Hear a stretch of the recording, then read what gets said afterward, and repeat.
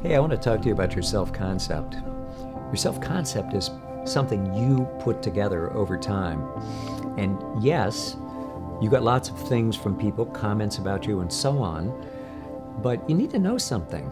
You have a set of ideas about who you are. And for you, they're like hard reality. In fact, your self-concept is so central to the way you organize your entire world.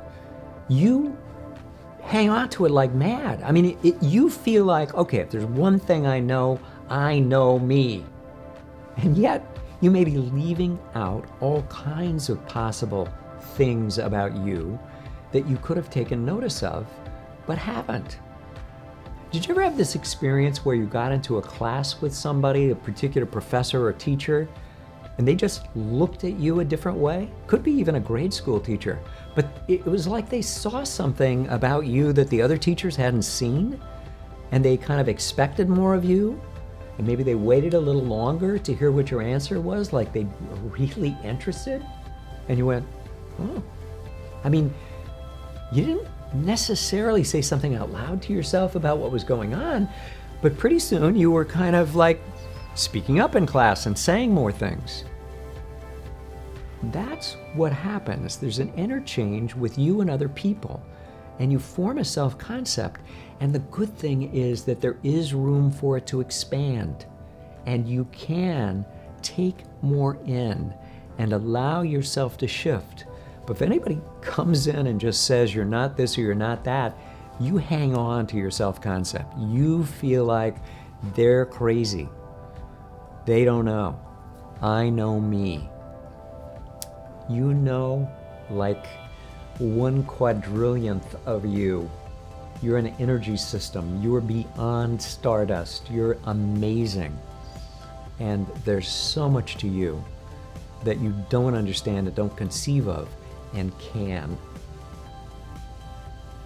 I urge you to look at your self-concept and see what it contains, because your self-concept, every time you say something that's a self-description, I'm this kind of person, I'm that kind of person. When you say I'm this kind of person, a present tense statement of how you are prescribing future behavior. You're saying I'm committed to this. This is a position I take. This is me. You prescribe further behavior in that same direction. So if you say it about a negative characteristic, you just put in place a limit, and you just acted in a self-hypnotic way to strengthen that. You are doing self-hypnosis all the time when you talk to yourself or when you describe yourself to others. And that self-hypnosis strengthens and prescribes behavior. If somebody tells you, oh, you're always this way or you're always that way, the characteristic, no matter what it was a prescription for future behavior. If it was a positive description of you, it was still a prescription for future behavior. If it was a negative description of you, you were saying inside yourself, yeah, that's me. That's what people expect. That's what I do. That's who I am. And you make a mistake between saying, that's what I do, and that's who I am. I will tell you something you need to do about your self-descriptions. Listen carefully. Any self-description that's positive, say it in the present tense. I am that way. Any goal that you have, say it in the present tense. I am that way. Because your goal is not to try to become the fastest swimmer in the 2044 Olympics. Your goal is, I am the fastest swimmer. That's my goal. I'm the fastest swimmer. I'm the fastest swimmer. I'm the best artist. I'm the strongest man in the world. Your goal is, I'm the strongest man in the world. Say it in the present tense. Any negative characteristic, do not prescribe it for the future by putting it in the present tense. Say, up till now, I was this way, or I have been this way. Don't own in your self-concept negative characteristics, because when you say them in the present tense, you keep re-prescribing them. You're giving yourself instructions for how to be. I want you to be all you can be. So I don't want you to keep prescribing limits. Stop the negative prescriptions.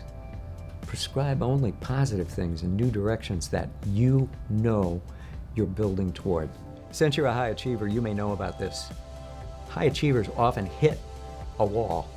They're going along, they're having one success after another, and then suddenly something happens and they grind to a halt. And it's confusing because they're not sure what it is they've done wrong, if it's anything.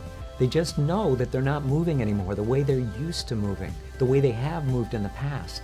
If you've run into like what seems like a ceiling over you, and you're kind of in a fog and you're mystified as to what's getting in your way, you can even kind of slide into a swirl of doubts and wonder if you've ever really achieved anything significant at all, and whether any of your amazing achievements that you've done were anything but kind of fronting or a little bit of a fraud.